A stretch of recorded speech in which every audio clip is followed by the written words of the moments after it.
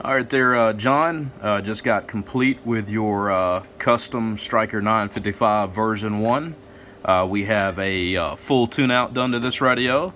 We have upgraded finals. We've got upgraded echo board. The echo board is done out the face. You wanted it in place just like the original echo board would go. This is the correct setting, and it is out the face for you now.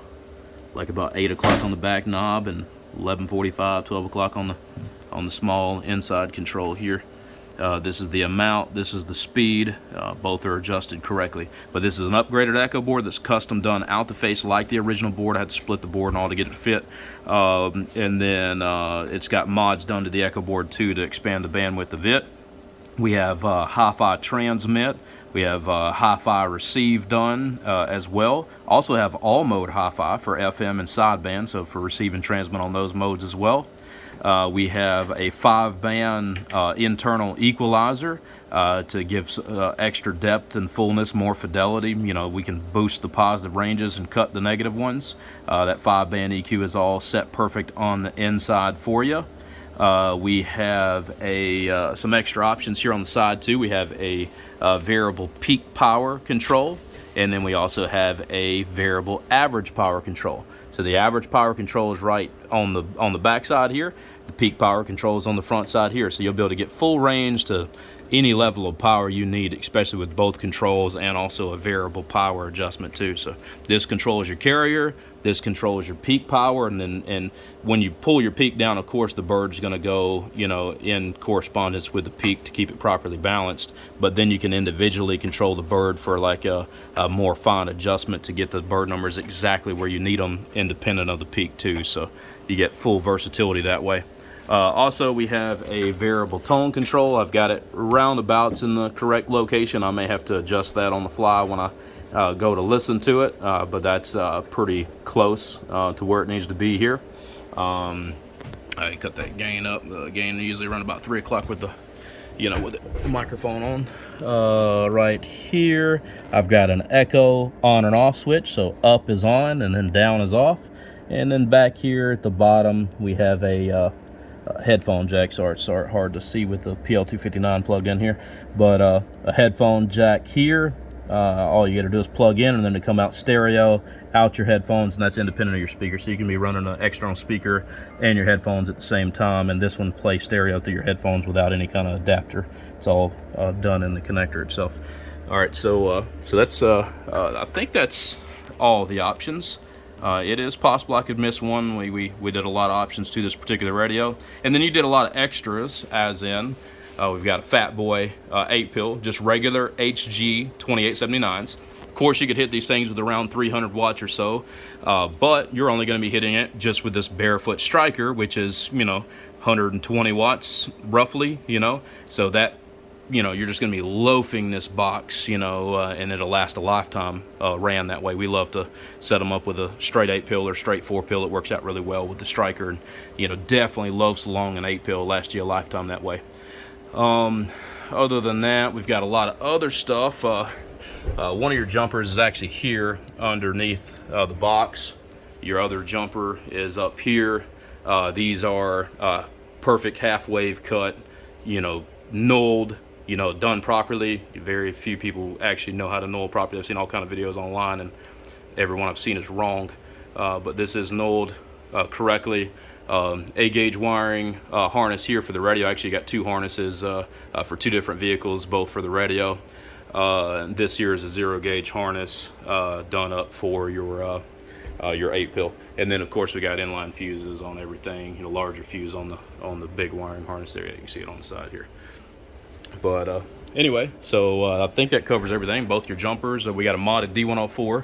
It's ferrite with heat shrink. Got it kind of bent down just a little bit so to, you know, go down out of the way of all your controls and everything with the ferrite and heat shrink on here. That is modified, set perfect for you.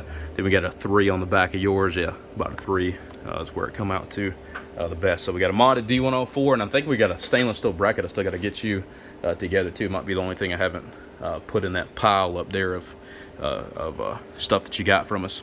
Anyway, back on to the radio. I'm actually flowing through the amplifier right now, so it will decrease the output slightly, but it's fine. You know, we'll just go ahead and show the watts flowing through the box. I'll lose maybe a watt of carrier and maybe 10 watts peak, 15 watts peak, something like that. You're always going to lose something flowing through an amplifier as opposed to just running it straight in line with just the radio.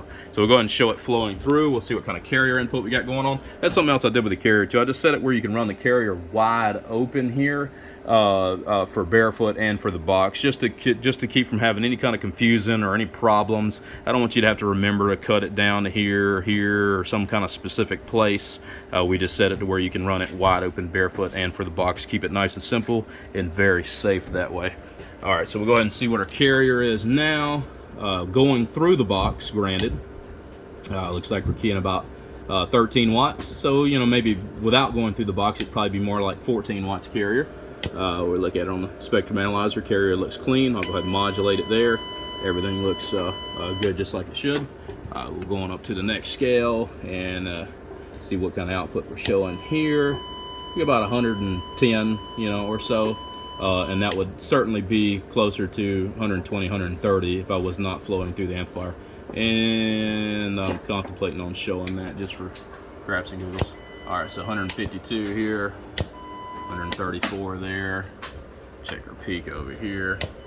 It's like 130 there, peak. All right, so let me just, you know, craps and giggles real quick. I'll try to see if I can do this with one hand here. Unscrew the jumper, just plug straight in and see if we increase off that 110 watts from before. All right, we'll check our carrier first again. I think we were a little below 13 before. Yeah, now we're closer to 14 now. Check it, modulated. Yeah, it's like a good solid 120 at least, you know, there. And we'll modulate it here. Looks good. Look at it on the bird peak, 250 watt slug, top scale. Yeah, looks like about 140 peak now up there. It's like 156 over there. Yeah, 139 there. All right, so anyway, you see the numbers come up everywhere. So let me go ahead and take this back out of line one more time here.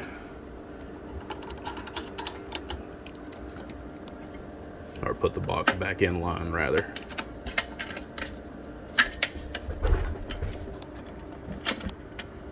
Sorry, hard to do that with one hand. Hold that straight with 213. Alright, cool. That is all back in line now. I just want to show that out of line too, to show you the output of the radio. And everything's, I've been kind of testing and stuff here too, so everything's super cool. It might be more like 125 or 130, but we'll call it 120 to be conservative. Anyway, from there, I'll go ahead and show the peak, and again, I'll be showing it flowing through the box, so keep in mind it'll be slightly attenuated. I'll show the pass-through through the box too while I'm thinking about it. So we'll go ahead and modulate with the box off. All right, so that is flowing through the Fatboy amplifier right now, and you'll see the SWR is fantastic. It's as low as it'll read on the Stryker there. So that means they got a tuned bypass in the box, which is, you know, any legitimate company is going to tune the bypass on the relay to have a good flow through SWR, and Fatboy does a good job of that. All right, so now we will check our peak power control, and we'll go ahead and just roll this all the way down. I'll roll the bird all the way down too. We'll just see what our capabilities are all the way down. Cut the carrier all the way down as well, and then we'll see how low we can go. All right, we'll modulate it and see what we got. All right, it's like we can go all the way down to about 9 watts peak or so. Just about. So start to roll that up. Rolling it up. All right, so we're 20. Keep rolling on through. And we can keep all the way through. You go any range you need, back to the 110. All right, so anyway, so we got the variable peak and average. We'll show we can go all the way down to 9 watts peak here. We got them both wide open again. This is wide open here. I'll go ahead and put this gain at about 3, and then I guess we can test with a microphone from here. Oh no, I haven't showed the amplifier. Cut that back up, cut this up, up, up. Cut this on, and we'll see what we're keying here. Sorry, it's gonna be a long video. Hopefully I don't run out of memory because my memory is low. All right, 200 watt scale. right around 200 watts, maybe just a hair above. We'll go ahead and modulate it, see what we have on. This is, remember, this is my stingy dose. See, this is the tightest meter I have in the shop, and will show the least output here. We'll modulate it, and it looks like we're showing a good solid 1100 watts peak, which is not bad. All right, so we'll look at the LP100A, so what kind of output we have up there. So it's like 1388 watts. Look at the output on the LP700, 1340, or we'll call it 1280, whatever we want to call it. 250 watt slug. I don't have a bigger slug here close by, but it's going to peg that. That's on the average output, of course, it's pegging that. Let me actually cut my average down and see if it'll still peg it. It may still peg it though, but I cut my average all the way down there. There you go. Yeah, it's still pegging it. So I'll cut the average all the way back up and see if it hits the wall any harder. Yeah, it does hit the wall harder. You can tell there's a difference there. All right, so we'll go ahead and show it modulated here with the spectrum analyzer. Now this is with the 8 pill on. No Class C amplifier is gonna be perfect here. Some of the old school Toshibas, you might see one get a touch cleaner than this, but Fatboy is doing the best job with the HGs of anybody I've tested so far. So they're doing a phenomenal job. I'm a big fan. So I'm going to show just the carrier, 200 watts or so. And you'll see we got just a tiny little spike over here to the right, little one over to the left. I really probably shouldn't be hitting the scale this hard. I should probably attenuate this and pull it down to 10 or 15 to drop it from off the top of the scale, but I'll keep it fully modulated. But you see carrier there, it's actually almost seem like the longer I key it, the more it's going away. So now we'll modulate it, and fully modulated, it is gone. So it's very, very good, very clean. It's literally as good as you could ever ask for an HG box to be, for the new pills that are being used nowadays. So again, we'll show the output up here, 1325, output up here, like 1365, spectral purity here. There it just shows those spikes for just a second and then they disappear. And then outputs, of course, bearing the 250 watt slug there. All right, so we've showed the output of the box. Actually, I'll keep the box on, keep everything pretty much wide open. I'll put the mic gain down to about 230 or so, where I would run it with the over the air, with my voice. If you're more soft spoken, you may be able to go wide open. Start with the box off, and let me plug in the microphone, and then I'll plug in my headphones afterward here. So let's go and plug the mic in here. Yeah, we see you got a little downward angle there, so it'll be out the way. All right, my tone is somewhere around 3 o'clock or so now. Let me try to put these in-ears in my ear. One hand here, shouldn't be no problem. Kind of sort of starting to get used to these things. I guess we've been sitting there blasting a tone through them the whole time there, but that's all right. They're resilient, I guess. All right, let me put it on here. All right, got them in my ear. All right, now we get my line level cord here, and we'll plug it in, and that's going to tap us right into my monitor radio, same place I'm listening to with my headphones. All right, so let me go ahead and plug in here.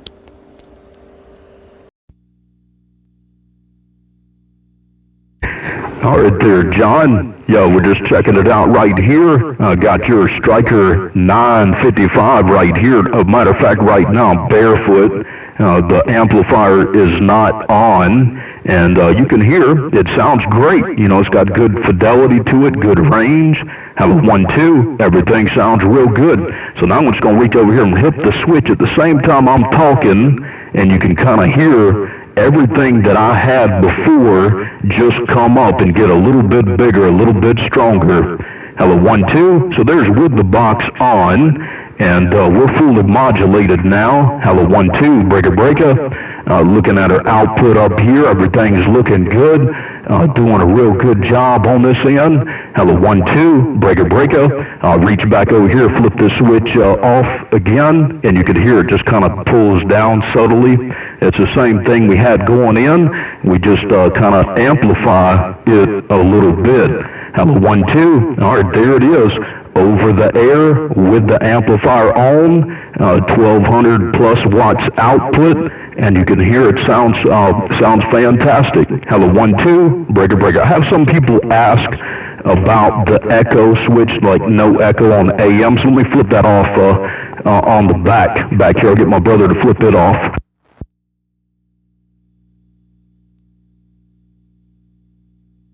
All right, he got it flipped off there, and you can hear it kind of flattens it out a little bit. Still sounds good. I could probably run the gain even higher without the echo, and everything still sounds good. That's with the amplifier on.